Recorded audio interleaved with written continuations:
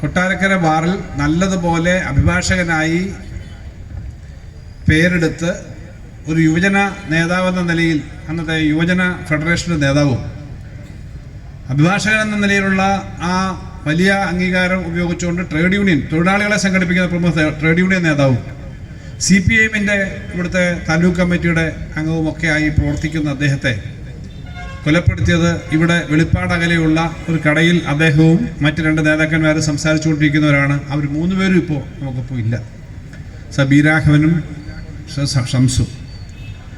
ആ കടയിൽ ഇവിടെ നേരത്തെ പറഞ്ഞു, കടയിൽ സംസാരിച്ചുകൊണ്ടിരിക്കുമ്പോൾ അന്ന് ഇടതുപക്ഷത്തിന് ഇപ്പോഴുള്ള സ്വാധീനമുള്ള ഒരു സമയമല്ല. അന്നത്തെ വലതുപക്ഷ രാഷ്ട്രീയത്തിന് വലിയ സ്വാധീനമുള്ള കൊട്ടാരക്കരയിലും ചുറ്റുപാടുമുള്ള പ്രദേശങ്ങളിൽ ഇടതുപക്ഷ പ്രവർത്തകർ, അന്നത്തെ പ്രത്യേകിച്ച് യുവതലമുറയിലെ പ്രവർത്തകർ ശബ്ദമുയർത്തി തലയെടുത്ത് ജനങ്ങളെ സംഘടിപ്പിച്ചു വരുന്നു എന്ന് കണ്ടതുകൊണ്ട് അതിനെ തകർക്കുക എന്നുള്ളൊരു രാഷ്ട്രീയ ഉദ്ദേശം അതിനുണ്ടായിരുന്നു. ആ രാഷ്ട്രീയ ഉദ്ദേശത്തിന് കൈക്കോടാലിയായി കിട്ടിയത് RSSനെയാണ്. സാധാരണ പല സ്ഥലത്ത് വന്നതുപോലെ RSS ആണ് അതിനൊരു ഉപകരണം. RSSും BJP അന്ന് ഇത്രയും BJP എന്ന നിലയിൽ രാഷ്ട്രീയ പാർട്ടി എന്നല്ല, RSS കൃത്യമായ വർഗീയ രാഷ്ട്രീയം രഹസ്യമായും പരസ്യമായും ചെയ്യുന്ന ഒരു രാഷ്ട്രീയ പ്രസ്ഥാനം എന്ന നിലയിൽ രാഷ്ട്രീയ പ്രസ്ഥാനം എന്ന നിലയിൽ അവരുടെ രാഷ്ട്രീയം നടപ്പിലാക്കാൻ വേണ്ടിയിട്ടാണ് ഇവിടെ പറഞ്ഞതുപോലെ മതിയായ ഒരു കാരണമോ സംഘർഷമോ തമ്മിൽ എന്തെങ്കിലും പ്രശ്നമോ ഉണ്ടെങ്കിൽ ഒരു അടിയോ സംഘർഷം ഉണ്ടായാൽ മനസ്സിലാവും. മനുഷ്യനാണ് ചിലപ്പോൾ അങ്ങോട്ടും ഇങ്ങോട്ടും ഒക്കെ വാശി വരാം. അതൊന്നുമില്ലാതെ ആ കടയിൽ കയറി ടക്കർ വെച്ചു എന്നാണ്. 3 പേരെയും മെഡിക്കൽ കോളേജിൽ കൊണ്ടുപോയി. അബ്ദുൾ മജീദ് നമ്മളെ വേർപെട്ടു പോയി. അപ്പോൾ ആ സഖാവ് പ്രവർത്തിച്ചിരുന്ന കാലത്ത് ഉണ്ടായിരുന്ന ഇവിടുത്തെ ഇടതുപക്ഷം CPIഎം, പ്രത്യേകിച്ച് CPIഎം, ആ പ്രസ്ഥാനത്തിന് ഇന്ന് കൊട്ടാരക്കരയിൽ എല്ലാ സ്ഥലത്തും, കൊട്ടാരക്കര മുനിസിപ്പാലിറ്റി മാത്രമല്ല, അന്ന് പഞ്ചായത്തായിരുന്നു, ഇന്ന് മുനിസിപ്പാലിറ്റിയാണ്. മുനിസിപ്പാലിറ്റി മാത്രമല്ല, കൊട്ടാരക്കരയിൽ ആകെ വലിയ സ്വാധീനത്തിലേക്ക് വരാൻ നമുക്ക് കഴിഞ്ഞിട്ടുണ്ട്. കൊട്ടാരക്കരയിൽ മാത്രമല്ല, കേരളത്തിലാകെ ആ സമയത്തുണ്ടായിരുന്ന ഇടതുപക്ഷത്തെക്കാളും കൂടുതൽ ആളുകൾ അംഗീകരിക്കുന്ന തരത്തിലേക്ക് ഇടതുപക്ഷ ജനാധിപത്യ മുന്നണി ശക്തമായി വന്നിട്ടുണ്ടെന്നുള്ള അഭിമാനകരമായ കാര്യമാണ്. മജീദിനെ പോലെയുള്ള നിരവധി സഖാക്കളെ കൊലപ്പെടുത്തിയ, ഇല്ലാതാക്കിയ, അവരെ തകർത്ത രാഷ്ട്രീയം വലതുപക്ഷ രാഷ്ട്രീയമാണ്. വലതുപക്ഷ രാഷ്ട്രീയം നമ്മൾ പറയുമ്പോൾ ഇടതുപക്ഷവും വലതുപക്ഷം എന്താ? ഇടതുപക്ഷ ജനാധിപത്യ മുന്നണിയും വലതുപക്ഷവും തമ്മിലുള്ള വ്യത്യാസം എന്താണ്? സാധാരണക്കാരുടെ ജീവിത കാര്യങ്ങളും ജീവിത പ്രശ്നങ്ങളും ഏറ്റെടുക്കുവാനും അവർക്കൊപ്പം നിൽക്കുവാനും തയ്യാറാവുന്ന ഒരു രാഷ്ട്രീയമാണ് ഇടതുപക്ഷത്തിൻ്റെ. എല്ലാവർക്കും തുല്യമായി ജീവിക്കണം, എല്ലാവർക്കും സമാധാനത്തോടെ ജീവിക്കണം, എല്ലാവർക്കും കൃഷി ചെയ്യുന്നവന് കൃഷിക്കാരന് കൃഷി വിഭവത്തിൻ്റെ വിലയും ജോലി ചെയ്യുന്നവർക്ക് കൃത്യമായ ശമ്പളവും കൂലിയും കിട്ടണം. എല്ലാ മതവിഭാഗങ്ങളിൽപ്പെട്ട ആളുകൾക്കും അമ്പലമായാലും പള്ളിയായാലും മോസ്കായാലും അവിടെ പോകാനും ആരാധിക്കാനും ഒക്കെയുള്ള സ്വാതന്ത്ര്യം ഉണ്ടാവണം. ഞാനാണ് ഏറ്റവും മെച്ചം, നീ ഇല്ല എന്ന് പറയുന്ന തരത്തിലേക്കുള്ള പരസ്പരം ഇല്ലാതാക്കുന്ന രാഷ്ട്രീയം പറ്റില്ല, ഇല്ലാതാക്കുന്ന വർഗീയത പറ്റില്ല. ഇടതുപക്ഷം എല്ലാവർക്കും ജീവിക്കണമെന്ന് ആഗ്രഹിക്കുന്ന രാഷ്ട്രീയമാണ്. അതാണ് ഇടതുപക്ഷത്തിൻ്റെ പ്രത്യേകത. വലതുപക്ഷ രാഷ്ട്രീയം അങ്ങനല്ല. ഇപ്പം നിങ്ങൾക്കറിയാം, വലതുപക്ഷ രാഷ്ട്രീയത്തിൻ്റെ വലിയ ഉദാഹരണങ്ങളുണ്ട്. ഇപ്പോൾ അമേരിക്കയിൽ പുതിയ പ്രസിഡന്റ് വരാൻ പോവാണ്. 20-ാം തീയതി, നമ്മുടെ 20-ാം തീയതി ഇവിടെയുണ്ട് അല്ലേ? ഇവിടെ 20-ാം തീയതിക്ക് കൊട്ടാരക്കരയിലും ഡേറ്റിനൊക്കെ പ്രത്യേകതയുണ്ട്, ഭരണമാറ്റം അങ്ങനെയൊക്കെയുണ്ട്. അമേരിക്കയിൽ ജനുവരി 20-ാം തീയതി ട്രംപ് അധികാരത്തിലേക്ക് കയറാൻ പോകുന്ന ദിവസമാണ്. ട്രംപ് അധികാരത്തിൽ വരുന്നത് 20-ാം തീയതിയാണ്. ട്രംപ് അധികാരത്തിൽ വരുന്നതിന് മുമ്പ് തന്നെ കാണിച്ചുകൊണ്ടിരിക്കുന്ന വിഡ്ഢിത്തപ്പറ്റും, നമ്മൾ വിഡ്ഢിത്തം എന്നൊക്കെ പറഞ്ഞാൽ അവിടുത്തെ ആളുകൾ കൂടുതൽ വോട്ട് ചെയ്തുകൊണ്ടാണ് ട്രംപ് ആയത്, അല്ലെന്നൊന്നും ഞാൻ പറയുന്നില്ല. ട്രംപ് ഇപ്പം ചെയ്യാൻ പോകുന്ന കാര്യങ്ങളെ പറ്റി ഇപ്പോഴേ വാർത്ത വരും. എന്നാലും ട്രംപിൻ്റെ ഭരണത്തിൽ എങ്ങനെയായിരിക്കും കാര്യങ്ങളെന്ന് തീരുമാനിക്കുന്നതിൻ്റെ ചില ഉദാഹരണം വന്നിട്ടുണ്ട്. ലോകത്തെ ഏറ്റവും വലിയ സമ്പന്നനായിട്ടുള്ള ഇലോൺ മസ്ക് നല്ല ബുദ്ധിജീവിയാണ്, ബുദ്ധിമാനാണ്, നല്ല കഴിവുള്ള ആളാണ്. ഞാൻ പറഞ്ഞ അദ്ദേഹത്തിൻ്റെ ഇൻ്റലക്ച്വൽ കപ്പാസിറ്റിയാണ്. കാരണം മനുഷ്യൻ ഇവിടെ എല്ലാവർക്കും ജീവിക്കേണ്ടി വരും, ചൊവ്വയിൽ പോയി ജീവിക്കേണ്ടി വരും എന്ന് കാൽക്കുലേറ്റ് ചെയ്ത് ഇപ്പം തന്നെ അതിലേക്ക് പോകാനുള്ള ഉപഗ്രഹവും വാഹനങ്ങളും ഒക്കെ തയ്യാറായിക്കൊണ്ടിരിക്കുന്ന ആളാണ് അദ്ദേഹം. ടെസ്ല എന്ന് പറഞ്ഞൊരു കാറുണ്ട്, ബാറ്ററിയിൽ ഓടുന്ന ആദ്യം ഏറ്റവും വാണിജ്യാടിസ്ഥാനത്തിൽ ചെയ്ത കാർ അദ്ദേഹത്തിൻ്റെ ഉണ്ട്. നിങ്ങൾക്ക് ഈ സോഷ്യൽ മീഡിയയിലെ ട്വിറ്റർ ഉപയോഗിച്ചിരുന്നവർക്കറിയാം, വളരെയധികം ആളുകൾ നമ്മൾ ഉപയോഗിക്കുന്നതല്ല, എന്നാൽ പോലും പ്രൊഫഷണലുകൾ, പത്രപ്രവർത്തകരൊക്കെ ഉപയോഗിക്കുന്ന, അല്ലെങ്കിൽ രാഷ്ട്രീയക്കാരൊക്കെ ഉപയോഗിക്കുന്നതാണ് ട്വിറ്ററിൻ്റെ പേര് ഇപ്പോൾ എക്സ് എന്നാക്കി. ഈ ട്വിറ്റർ കമ്പനി ഇയാൾ മേടിച്ചിട്ടുണ്ട്. അടുത്ത ആഴ്ച ഒരു കാര്യം ചെയ്തു, അവിടെ ജോലി ചെയ്തുകൊണ്ടിരുന്ന പകുതി ആളെ പിരിച്ചുവിട്ടു, ഇനിയും പിരിച്ചുവിടും. അതാണ് പുള്ളിയുടെ നയം. അത് പറയുന്നതിന് മടിയില്ല. ലോകത്ത് മുഴുവൻ സാറ്റലൈറ്റ് വഴി കണക്ഷൻ കൊടുക്കാൻ പറ്റുന്ന നമ്മുടെ കയ്യിലുള്ള മൊബൈൽ ഉൾപ്പെടെയുള്ള മൊബൈലുകളെ ഉപയോഗിക്കാൻ പറ്റുന്ന തരത്തിലേക്ക് സാറ്റലൈറ്റ് കണക്ഷൻ കൊടുക്കുകയാണ് അദ്ദേഹത്തിൻ്റെ വേറൊരു കാര്യം എന്ന് പറഞ്ഞാൽ ഇന്ത്യയിലുള്ള ഒരു കമ്പനി മേലോട്ട് അയക്കുന്ന ഒരു ഉപഗ്രഹത്തിൽ നിന്ന് എടുക്കുന്നതല്ല, ലോകത്ത് മുഴുവൻ സാറ്റലൈറ്റ് ലിങ്കിങ്. ഇഷ്ടമല്ലാത്ത രാജ്യത്തെ മുഴുവൻ കമ്മ്യൂണിക്കേഷൻ കട്ട് ചെയ്യാൻ പറ്റും. അങ്ങനെ ചില രാജ്യങ്ങൾ കട്ട് ചെയ്തു. അങ്ങനെയൊക്കെയുള്ള ഒരു പ്രത്യേക വ്യക്തിയാണ്. അയാൾക്ക് വളരെ സമ്പന്നനാണ്. അയാൾ ഞാൻ പറഞ്ഞ ഫേസ്ബുക്ക് പോലെ വലിയ കമ്പനിയാണ്. ട്വിറ്ററിനകത്തെ പേരും മാറ്റി അതിൻ്റെ എല്ലാ കാര്യങ്ങളും മാറ്റി അവിടെ നിന്നുള്ള ആളെ പിരിച്ചുവിട്ട് അങ്ങനെയുള്ള ഒരാളെയാണ് ട്രംപ് അദ്ദേഹത്തിൻ്റെ സാമ്പത്തിക കാര്യ ഉപദേശത്തിന് വെച്ചേക്കുന്നത്. ഇനി ജോലിയിലൊന്നും ആരും എടുക്കണ്ട. 8 കോടി പേര് അമേരിക്കയിൽ കുടിയേറിയിട്ടുണ്ട്. അവരെയൊക്കെ പുറത്താക്കണം. ഈ അമേരിക്കൻ പൗരത്വമുള്ളവരാ. 8 കോടി ആളുകളെ അമേരിക്കയിൽ നിന്ന് പുറത്താക്കുക എന്നുള്ളതാണ് ഉദ്ദേശം. കഴിഞ്ഞ ദിവസം അദ്ദേഹം പറഞ്ഞിട്ടുണ്ട്, ഇത് ഗ്രീൻസ്ലാൻഡോ നമ്മുടെ അമേരിക്കയ്ക്ക് തൊട്ടുമേലുള്ള, അതുപോലെ പനാമ കനാൽ. നിങ്ങൾക്കറിയാം പനാമ കനാലിൻ്റെ പ്രത്യേകത. പനാമ കനാൽ നമ്മുടെ സൂയസ് കനാൽ പോലെ വളരെ പ്രധാനപ്പെട്ടതാണ്. ഈ സൂയസ് കനാൽ പോലെ ഈ അമേരിക്ക, തെക്കേ അമേരിക്ക, വടക്കേ അമേരിക്ക ആ ഭാഗത്തുള്ള ട്രാൻസ്പോർട്ടും ട്രാവലും ഏറ്റവും പ്രധാനപ്പെട്ട ഷിപ്പിംഗ് റൂട്ടിൻ്റെ പ്രധാനപ്പെട്ട കാര്യമാണ് ഈ പനാമ കനാൽ. പനാമ കനാൽ പിടിച്ചടക്കാൻ പോകാൻ പോകുന്നു ഇപ്പോഴേ പറയുന്നതിന് മടിയില്ല. ഈ പറഞ്ഞ ഗ്രീൻസ്ലാൻഡ് ഒരു ചെറിയ രാജ്യം, അത് അമേരിക്കയുടെ ഭാഗമായി ചേർക്കണം. എന്നാലാണ് അമേരിക്കയിൽ നിന്ന് യൂറോപ്പിലേക്ക് എളുപ്പം യാത്ര ചെയ്യാൻ എളുപ്പമാണ്. അതുകൊണ്ട് ഒരു രാജ്യമാണേ, ഒരു രാജ്യം നമ്മളൊന്ന് പിടിച്ചെടുക്കണമെന്ന് പറയുകയാണ്.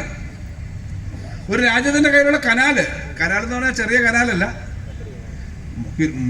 ചുറ്റി വളഞ്ഞു പോകേണ്ട കപ്പലുകൾക്ക് നേരെ വരാൻ പറ്റുന്ന ഒരു വലിയ കനാലാണ്. കനാൽ എന്ന് പറഞ്ഞാൽ നമുക്ക് ഊഹിക്കാൻ പറ്റുന്നതല്ല. ഒരു 10, 100, 200 മീറ്ററൊക്കെ ഉള്ള ആർട്ടിഫിഷ്യൽ ആയിട്ടുള്ള കനാൽ ഉണ്ടാക്കിയിട്ടുള്ളതാണ് ഈ പനാമ കനാൽ. ആ കനാലിനെ പറ്റി ഞാൻ ഒരു നാവികൻ പറഞ്ഞത് കേട്ടത്. അതിൻ്റെ പ്രത്യേകത, കടലിൽ സ്റ്റെപ്പായിട്ട് കടലിൽ വെള്ളം ഒരുമിച്ചല്ലേ കിടക്കും. പക്ഷെ പനാമ കനാൽ അപ്പുറം ഇപ്പുറം വരുമ്പോൾ അതിന് സ്റ്റെപ്പായിട്ട് കയറത്തക്ക വിധത്തിലുണ്ടോ ഒരു 2 ലെവൽ വ്യത്യാസമുണ്ട്. അങ്ങനെയൊക്കെയുള്ള പ്രത്യേകതയുള്ള കനാലാണെന്ന് ഞാൻ കേട്ടിട്ടുണ്ട്. ആ കനാൽ ഞങ്ങളങ്ങ് കീഴ്പ്പെടുത്തും എന്ന് പറഞ്ഞാൽ, എനിക്കിപ്പം നല്ല താല്പര്യം ഉണ്ടെങ്കിൽ ഞാൻ തമിഴ്നാട് ഈ പിടിച്ചെടുക്കും, അല്ലെങ്കിൽ ഞാൻ ആന്ധ്ര ഈ കീഴടക്കാൻ പോകുമെന്ന് പറഞ്ഞാൽ അങ്ങനെ ഇരിക്കും. അല്ലെ തമിഴ്നാട്ടിലെ മുഖ്യമന്ത്രി പറയാ ഞാൻ ശ്രീലങ്ക പിടിക്കും എന്ന് പറഞ്ഞാൽ, അല്ലെങ്കിൽ സ്റ്റേറ്റ് അല്ല രാജ്യം എന്ന് വെച്ചു, ഇന്ത്യ രാജ്യം പറയാ അപ്പുറത്തുള്ള ആ മാലിദ്വീപ് നമ്മൾ ഈ പിടിക്കാം, ശ്രീലങ്ക ഈ പിടിക്കും എന്ന് പറഞ്ഞാൽ എന്താ സാധാരണഗതി? രാജ്യങ്ങളാണെങ്കിലും അങ്ങനെ പറയുമോ? അതാണ് ട്രംപ്. ആ ട്രംപിനെ പോലെയുള്ള ആളുകൾ സാധാരണ ജനങ്ങളുടെ ജീവിതവും മരണവും ഒന്നും അവർക്ക് പ്രശ്നമല്ല. തൊഴിലാളികളുടെ നിയമം പ്രശ്നമല്ല. തങ്ങൾക്ക് ഇഷ്ടമല്ലെങ്കിൽ ഏതെങ്കിലും രാജ്യത്ത് ആയിരക്കണക്കിനല്ല 10,000-കണക്കിന് ആളുകളെ കൊല ചെയ്യാൻ വേണ്ടി ആയുധം വിട്ടുകൊടുക്കുന്ന പ്രശ്നമല്ല. പാലസ്തീനും ഇസ്രായേലും റഷ്യയും ഉക്രൈനും അതുപോലെ സിറിയയിലും ഒക്കെ നടക്കുന്ന കലാപങ്ങളെപ്പറ്റിയും യുദ്ധങ്ങളെപ്പറ്റിയും അങ്ങോട്ടും ഇങ്ങോട്ടുള്ള അക്രമത്തെപ്പറ്റിയും ഒന്നും അവർക്ക് ആശങ്കയില്ല. കാരണം കൂടുതൽ യുദ്ധവും കലാപങ്ങളും ഉണ്ടായാൽ കൂടുതൽ ആയുധം വയ്ക്കാം. നമുക്ക് ഇസ്രയേലും പാലസ്തീനും തമ്മിലുള്ള ആ പാലസ്തീൻ്റെ നേരെയുള്ള ആക്രമണത്തെ നമ്മൾ കാണുന്നത് എങ്ങനെയാ? 25,000-ലധികം പിഞ്ച് കുട്ടികൾ. അവിടെ എല്ലാ ജാതി മതസ്ഥരും ഉണ്ട്. മുസ്ലിമുണ്ട്, ക്രിസ്ത്യാനിയുണ്ട്, യഹൂദരുണ്ട്. ഈ പലസ്തീൻ പ്രദേശത്ത് വാർത്തകളിൽ വായിക്കുന്നതാണ്. അവിടെ ആ രാജ്യം ഇത് വസതി കൊട്ടാരക്കര മുനിസിപ്പാലിറ്റിയുടെ അത്രയൊക്കെ ഉള്ളൂ ഈ പറയുന്ന വിവാദമുള്ള സ്ഥലമൊക്കെ. അല്ലാതെ വലിയ സ്ഥലമൊന്നുമല്ല. ഈ പാലസ്തീൻ്റെ ഈ ഗാസ മുനമ്പെന്നൊക്കെ പറയുന്നത് അല്ല, വലിയൊരു സ്ഥലമൊന്നുമല്ല. ആ സ്ഥലം കീഴ്പ്പെടുത്താൻ ആളുകൾ പോകുന്നില്ലെങ്കിൽ മുഴുവൻ കാർപ്പറ്റ് ബോംബിങ് നടത്തുക. കാർപ്പറ്റ് ബോംബിങ് എന്ന് പറഞ്ഞാൽ എന്താ അറിയാലോ? ഇത്ര ആളിരിക്കുക, ഇത്ര ആളെ കൊല്ലണമെങ്കിൽ വെടിവെക്കാനായിട്ട് ഓരോരുത്തരും നോക്കി വെടിവെക്കാൻ ബുദ്ധിമുട്ടില്ലേ? ചറവറാന്ന് മേളിൽ ഇങ്ങനെ പോയിട്ട് ഇതിലേക്ക് വെടിവെക്കും, അല്ലെ ബോംബിടും. ഒറ്റയാൾ അവശേഷിക്കുന്നത്. കാർപ്പറ്റ് ബോംബിങ്, അല്ലെങ്കിൽ വീടിനകത്ത് താമസിക്കുന്നവരുടെ അക്രമം തുടങ്ങി ചെയ്തതിൻ്റെ ഭാഗമായിട്ട് മറ്റുള്ളവരുടെ കണക്കോട്ട് 25,000-ലധികം പിഞ്ചു കുഞ്ഞുങ്ങൾ, ജനിച്ച അമ്മയുടെ ഗർഭപാത്രത്തിൽ നിന്ന് പുറത്തേക്ക് വന്ന കുഞ്ഞുണ്ട്, ഗർഭപാത്രത്തിൽ വെച്ച് മരിച്ച കുഞ്ഞുണ്ട്, ചെറിയ പ്രായമുള്ള കുഞ്ഞുങ്ങളുണ്ട്. ഇത്തരം കൊലപാതകം നടത്തുക, ഇതൊക്കെയാണ് വേണ്ടി വരിക. ഇത് ചെയ്യും എന്ന് പറയുന്നതാണ് വലദോഷം. ഞാൻ പറഞ്ഞത് വലദോഷം ഇടദോഷം എന്നുള്ള വ്യത്യാസം അതാണ്. മനുഷ്യന് എല്ലാവർക്കും ജീവിക്കാനുള്ള അവസരമുണ്ട്, അതിനുള്ള സ്വത്തുണ്ട് നാട്ടിൽ, അതിനുള്ള കൃഷിയുണ്ട്, അതിനുള്ള ഉൽപ്പന്നങ്ങളുണ്ട്, എല്ലാവർക്കും ജീവിക്കാൻ കഴിയണം എന്നുള്ളതാണ് ഇടതുപക്ഷം. അത് ലോകത്തെല്ലാം ഉള്ള ഇടതുപക്ഷം അതാ പറയുന്നത്. ആ ഇടതുപക്ഷവും വലതുപക്ഷവും തമ്മിലുള്ള വ്യത്യാസത്തിനകത്ത് വലതുപക്ഷത്തിൻ്റെ ആശയങ്ങളെ പിന്തുണയ്ക്കുന്നവർ ദൗർഭാഗ്യവശാൽ ഈ ഏറ്റവും ദാരിദ്ര്യം അനുഭവിക്കുന്നവരുണ്ട്. അവർക്ക് കിട്ടേണ്ട ജീവിത ഗുണത്തിന് വേണ്ടിയിട്ടാണ് ഇടതുപക്ഷം നിൽക്കുക. അങ്ങനെ ഇടതുപക്ഷത്തിന് ഈ നാട്ടിലെ സാധാരണക്കാർക്ക് CITU തൊഴിലാളികൾ, അല്ലെങ്കിൽ CITU എന്നുള്ള വ്യത്യാസമില്ല, തൊഴിലാളി. ഇപ്പോൾ തൊഴിലാളി ഇവിടെ INTUC ആയിക്കോട്ടെ, CITU ആയിട്ട് AITUC ആയിക്കോട്ടെ, BMS പോകുന്ന തൊഴിലാളി ഉണ്ടല്ലോ, ഇവർക്ക് കൂലി കിട്ടുക എന്ന് പറയുന്നതിനകത്ത് തുല്യതയില്ലേ? കൂലിയുടെ പ്രശ്നമല്ലേ? വരുമാനത്തിൻ്റെ പ്രശ്നമല്ലേ, ശമ്പളത്തിൻ്റെ പ്രശ്നമല്ലേ, പെൻഷൻ്റെ കാര്യമല്ലേ? ഈ കാര്യത്തിനകത്ത് എന്തായാലും പൊതുവായ സമീപനം എടുക്കുക എന്നല്ലാതെ ഇവിടെ നിന്ന് CITUവിൻ്റെ പ്രവർത്തനങ്ങളോടുള്ള തടസ്സവും ദേഷ്യവും കാരണമാണ് ഈ സംഭവങ്ങളിലേക്ക് നയിച്ചതെന്നൊരു കാര്യം. അങ്ങനെ കൊലപാതകം നടന്നു.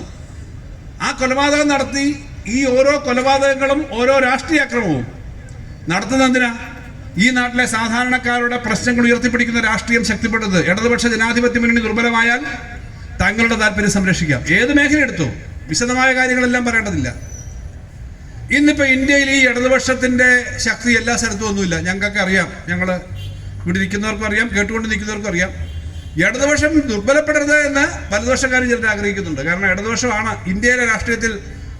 BJP ഇപ്പം ശക്തമാണ്, അധികാരത്തിലുണ്ട്. പിന്നീടുള്ളത് കോൺഗ്രസ്സാണ്. കോൺഗ്രസ് ഒരു പക്ഷമെന്ന നിലയിൽ നിൽക്കത്തില്ല. അപ്പുറത്തോട്ടും പോകും ഇപ്പുറത്തോട്ടും പോകും. പറ്റുമെങ്കിൽ കോൺഗ്രസിനകത്ത് ആളുകൾ അങ്ങോട്ടും പോകും. നിങ്ങൾക്കറിയാം കോൺഗ്രസ് ഉണ്ട്. എന്നാലും അവരെയാണ് പൊതുവിൽ വലതുപക്ഷത്തിനെതിരായി നിൽക്കുന്ന മധ്യവർത്തികളെന്ന് നേരത്തെ പറഞ്ഞുകൊണ്ടിരുന്നത്. ഇപ്പോൾ മധ്യവർത്തിയല്ല, അവരും വലതുപക്ഷത്തിൻ്റെ സ്വഭാവമാണ്. പിന്നീടുള്ള ഇടതുപക്ഷമാണ്. ഇടതുപക്ഷത്തിന് വലിയ ഓട്ടൊന്നും ഇല്ലല്ലോ അടുത്തു. ഇപ്പോൾ 3 സ്റ്റേറ്റിലായിരുന്നു ഇടതുപക്ഷം അധികാരത്തിലുണ്ടായിരുന്നത്: കേരളം, ബംഗാൾ, ത്രിപുര. ബംഗാളും ത്രിപുര ഇപ്പോൾ അധികാരത്തിൽ താഴെ പോയി, തിരിച്ചിതുവരെ കയറാൻ പറ്റിയിട്ടില്ല. പക്ഷെ ഇന്ത്യയിലാകെ ഇടതുപക്ഷം ഉയർത്തുന്ന പ്രശ്നങ്ങളും ഇടതുപക്ഷം ഉയർത്തുന്ന ആശയങ്ങളും അതിശക്തമായ ആശയങ്ങളാണെന്ന് എല്ലാവരും അംഗീകരിക്കുന്നു. അതുകൊണ്ടാണ് നരേന്ദ്രമോദി ത്രിപുര എന്ന ചെറിയ സ്റ്റേറ്റിൽ ഇടതുപക്ഷം പരാജയപ്പെട്ടപ്പോൾ അദ്ദേഹം പറഞ്ഞു, even though this is a small state, this is a great victory. 2 MP ഉള്ളൂ എന്ന് പറഞ്ഞാൽ കൊല്ലം ജില്ലയുടെ വലിപ്പമല്ലേ ഉള്ളൂ. കൊല്ലം ജില്ലയുടെ വലിപ്പമുള്ള ത്രിപുരയിൽ ഇടതുപക്ഷം പരാജയപ്പെട്ടപ്പോൾ വലിയ സ്റ്റേറ്റുകളിൽ കോൺഗ്രസ് പരാജയപ്പെട്ടതിനേക്കാളും സന്തോഷം. കാരണം എന്താ? നമ്മളിപ്പോഴും പറയുന്ന കാര്യം ഒരു തരി മതി എന്നാണ്. ഇത് കിടന്നാൽ ഇങ്ങനെ കമ്മ്യൂണിസ്റ്റ് ഈ എവിടെയും കാട് പിടിച്ച് വളരുന്ന ഒരു ചെടിയുണ്ട്. എന്നെ വിളിക്കുന്നത് എന്തുവാ? കമ്മ്യൂണിസ്റ്റ് ചെടി. കമ്മ്യൂണിസ്റ്റ് ചെടി എന്നല്ല എൻ്റെ പേര്. ഈ ടീച്ചർമാർക്കൊക്കെ അറിയായിരിക്കും എന്താ അതിൻ്റെ ബൊട്ടാണിക്കൽ നെയിം എന്നൊക്കെ. ഏതോ ആഫ്രിക്കയിൽ നിന്നോ ഇവിടുന്ന് വന്നതാണ്. പണ്ട് ഈ ഗോതമ്പോ മറ്റോ ഇറക്കുമതി ചെയ്തപ്പോൾ അതിൻ്റെ കൂടെ വന്നാന്ന് പറയുന്നു. അതിൻ്റെ കൂടെ കിടന്നൊരു അരി വന്നിട്ടാണ്. പക്ഷെ കാട് പിടിച്ചു കൊണ്ടുവരും. അപ്പം പണ്ടത്തെ ആളുകൾ വിമർശിക്കുന്ന കണ്ടോ കമ്മ്യൂണിസ്റ്റ് ചെടി. കമ്മ്യൂണിസ്റ്റ് കഴിഞ്ഞാൽ എവിടെ ആയാലും ഇവന്മാർ കയറി കഴിഞ്ഞാൽ ശക്തമായി വളരും. അപ്പൊ കമ്മ്യൂണിസ്റ്റുകാരുടെ ആശയം തെരഞ്ഞെടുപ്പിലെ വോട്ട് മാത്രമല്ല, നാട്ടിലെ സാധാരണക്കാരന് ജീവിക്കാനുള്ള ശബ്ദം എവിടെ ഇരുന്നോ അവിടെ എല്ലാം കമ്മ്യൂണിസ്റ്റുകാരന്മാരാ കുറ്റമെന്ന് പറയും. ഇതിപ്പോൾ തുടങ്ങിയതല്ല കമ്മ്യൂണിസ്റ്റുകാരോടുള്ള ദേഷ്യം. ഇന്ത്യൻ സ്വാതന്ത്ര്യ സമരത്തിൽ മഹാത്മാഗാന്ധിയുടെ നേതൃത്വത്തിൽ നടന്ന സ്വാതന്ത്ര്യ സമര പോരാട്ടങ്ങൾക്കൊപ്പം അതിശക്തമായ ഒരു ധാരയുണ്ടായിരുന്നു. അത് ഇടതുപക്ഷത്തിൻ്റെ ധാരയാണ്. അതാണ് കമ്മ്യൂണിസ്റ്റുകാരായിട്ടുള്ള ആളുകൾ ഈ പ്രവർത്തനം നടത്തുന്നു എന്ന് കണ്ടപ്പോൾ തന്നെ ബ്രിട്ടീഷുകാർ കോൺഗ്രസ്സുകാരെ അല്ല ആദ്യം അറസ്റ്റ് ചെയ്ത്, കമ്മ്യൂണിസ്റ്റുകാരെ അറസ്റ്റ് ചെയ്തു. മീററ്റ് ഗൂഢാലോചന കേസ്, ചിറ്റഗോങ്, എത്ര ഈ ഗൂഢാലോചന കേസൊക്കെ ചെയ്തിട്ട് തൂക്കിക്കൊന്ന ആളുകളെ, ഭഗത് സിംഗിനെ, അതിനൊപ്പം ഉണ്ടായിരുന്ന ചെറുപ്പക്കാരെ. എന്തിനാ? ഭഗത് സിംഗ് കമ്മ്യൂണിസ്റ്റുകാരൊന്നും വലിയ തോതിൽ അറിയപ്പെടുന്ന ആളല്ല, ഒരു വിപ്ലവകാരി. അദ്ദേഹം ധീര വിപ്ലവകാരി. അത് കമ്മ്യൂണിസ്റ്റ് പാർട്ടിയൊന്നും ഇല്ല എന്നുള്ള സജീവമായി. ഇൻക്ലാബ് സിന്ദാബാദ് എന്നാണ് അദ്ദേഹം വിളിച്ചത്. എന്നിട്ട് എന്താണ് ഈ സോഷ്യലിസം എന്നുള്ള പുസ്തകം എഴുതിയിട്ടുണ്ട്, രേഖകൾ എഴുതിയിട്ടുണ്ട്. ചെറിയ ചെറുപ്പക്കാരൻ. അങ്ങനെയുള്ള ആളുകൾ ഈ ബ്രിട്ടീഷുകാർക്കെതിരെ മുദ്രാവാക്യം വിളിച്ചതുകൊണ്ടോ സഹന സമരം നടത്തിയതുകൊണ്ടോ മാത്രം കാര്യമില്ല. ഇവരെ ഈ നാട്ടിൽ നിന്ന് തിരിച്ചോടിക്കണമെങ്കിൽ ആയുധം എടുക്കണമെന്ന് പറഞ്ഞ് മുന്നോട്ട് വന്ന സ്വാതന്ത്ര്യ സമര സേനാനികളുടെ ഭാഗമാണ് ഭഗത് സിംഗും മറ്റുള്ളവരും. അതിനൊപ്പമാണ് മീററ്റ് ഗൂഢാലോചന കേസിനകത്ത് കമ്മ്യൂണിസ്റ്റുകാർ എവിടെയെങ്കിലും ആലോചിച്ച കമ്മിറ്റി കൂടിയാൽ ഉടനെ പിടിച്ച് ഗൂഢാലോചന കേസ് ഇട്ടിട്ട് രാജ്യദ്രോഹമാണെന്ന് പറഞ്ഞിട്ട് തൂക്കിക്കൊന്ന സംഭവങ്ങൾ പലതുണ്ട്. കേരളത്തിലും അതിൻ്റെ ഭാഗമായിട്ട് സംഭവങ്ങൾ ഉണ്ടായിട്ടുണ്ട്. അപ്പോൾ കമ്മ്യൂണിസ്റ്റുകാർ വന്നാൽ ഇതൊരു ആശയഗതിയാണ്, നമ്മളെ വല്ലാതെ ബാധിക്കുമെന്ന് ബ്രിട്ടീഷുകാർ മനസ്സിലാക്കിയിരുന്നു. ഞാൻ പറഞ്ഞത് ബ്രിട്ടീഷുകാരുള്ള സമയത്താണല്ലോ ഇത്. കാരണം മാർസ്, ബ്രിട്ടനൊരു ഗുണമുണ്ട് ഇംഗ്ലണ്ടിന്, ഏത് അഭിപ്രായങ്ങളെയും ജനാധിപത്യത്തെയും ഒക്കെ പണ്ട് മുതലേ സംരക്ഷിക്കുന്ന ഒരു സ്ഥലമാണ്. രാഷ്ട്രീയത്തിൽ സംരക്ഷിക്കുന്നില്ല, പക്ഷേ അക്കാഡമിക് രംഗത്ത് അദ്ദേഹത്തിൻ്റെ പഠനങ്ങൾ കൂടുതൽ നടത്തിയ ഇംഗ്ലണ്ടിലെ ലൈബ്രറികളിലാണല്ലോ. അവിടുന്ന് വന്ന കമ്മ്യൂണിസ്റ്റ് ആശയം മാർസും ഏംഗൽസും കൂടി കമ്മ്യൂണിസ്റ്റ് മാനിഫെസ്റ്റോ എഴുതുമ്പോൾ അതിനകത്ത് ആമുഖത്തിൽ പറഞ്ഞതുപോലെ യൂറോപ്പിനെ ഒരു ഭൂതം പിടികൂടിയിരിക്കുകയാണ്, കമ്മ്യൂണിസം എന്ന ഭൂതം എന്ന് പറയാൻ തുടങ്ങുന്നത്. എന്നാ 1948 അന്ന് യൂറോപ്പിനെ ഒരു ഭൂതം പിടികൂടിയിരിക്കുകയാണ്, കമ്മ്യൂണിസം എന്ന ഭൂതം. കാരണം എന്താ? ലോകം ഇതുവരെയുള്ള ലോകത്തിൻ്റെ ചരിത്രം വർഗസമരങ്ങളുടെ ചരിത്രമാണ് എന്നവരെഴുതി. ഉള്ളവരും ഇല്ലാത്തവരും തമ്മിൽ, മുതലാളിയും തൊഴിലാളിയും തമ്മിൽ എന്ന നിലയിൽ എഴുതി.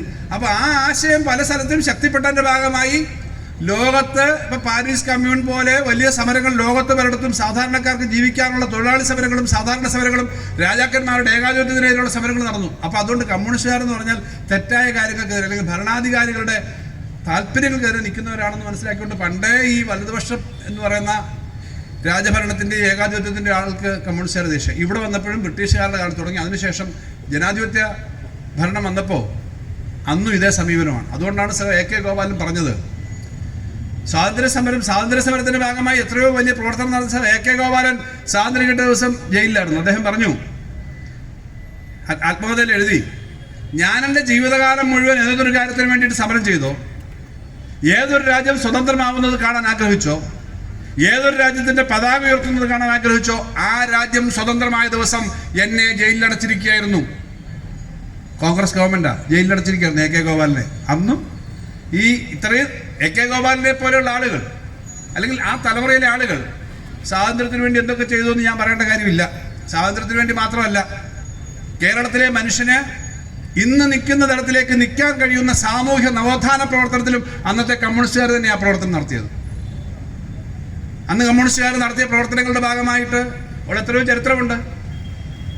ഇന്നിപ്പോ നമുക്ക് നമ്മുടെ ക്ലാസ് മുറികളിൽ ഇരിക്കുന്ന ആളുകളുടെ ജാതിയും മതവും ഒരു അധ്യാപകൻ അറിഞ്ഞൂടാ, കുട്ടികൾക്ക് അറിഞ്ഞൂടാ. വഴി നടക്കുന്നവർക്ക് ഇവിടെ ഇരിക്കുന്നവർക്ക് എന്താ ജാതി മതം എന്നറിയാവോ? എനിക്കൊരു അനുഭവമുണ്ട്. ഞാൻ SFIയുടെ ഓൾ ഇന്ത്യ പ്രസിഡന്റ് ആയിരിക്കുന്ന സമയത്ത് ബീഹാറിലെ ഒരു പരിപാടിക്ക് പോയപ്പോൾ ചെറിയ കുടുംബ പോലെയൊക്കെ കിട്ടുന്ന മുടിക്കകത്ത് തന്നെ കുടുംബമുണ്ട്. ആപ്കാ കാസ്റ്റ് ക്യാ ഹേ എന്ന് ചോദിക്കുന്ന അനുഭവം ഉണ്ടായിട്ടുണ്ട്. അവിടുത്തെ വിദ്യാർത്ഥികളുടെ ഇങ്ങനെ ആപ്കാ കാസ്റ്റ് ക്യാ ഹേ, ഏത് കാസ്റ്റാണ് എന്ന് വെച്ചാൽ ജാതി ബോധവും ജാതിയുടെ അടിസ്ഥാനത്തിൽ ഇപ്പോഴും ശക്തമായി നിൽക്കുന്ന പല ഉത്തരേന്ത്യൻ സംസ്ഥാനങ്ങളും ഉണ്ട്. അവിടെ വഴി നടക്കാനും വെള്ളം കുടിക്കാനും ഒന്നും തുല്യതയില്ല. ഇവിടെ അതിനേക്കാളും മോശമായിരുന്നല്ലോ സ്ഥിതി. സ്വാമി വിവേകാനന്ദൻ കേരളം സന്ദർശിച്ചത് വളരെ അകലെയല്ല, അറിയാത്ത കാലത്തൊന്നുമല്ല. ഫോട്ടോയും ക്യാമറയും ഒക്കെ വന്ന കാലത്താണല്ലോ. അതുകൊണ്ടാണല്ലോ വിവേകാനന്ദൻ്റെ ഫോട്ടോയൊക്കെ കാണുന്നത്. 100 വർഷത്തിനകത്തല്ലേ. സ്വാമി വിവേകാനന്ദൻ കേരളത്തിൽ വന്നപ്പോൾ ഇവിടെ ജാതി ഉച്ചനീച്ചത് വഴി നടക്കാൻ പറ്റത്തില്ല ഉള്ള പഴയ പല പ്രശ്നങ്ങളുണ്ടായിരുന്നു. അന്ന് അദ്ദേഹം കേരളത്തെ പറ്റി പറഞ്ഞു, ഈ കേരളം ഒരു ഭ്രാന്താലയമാണ്.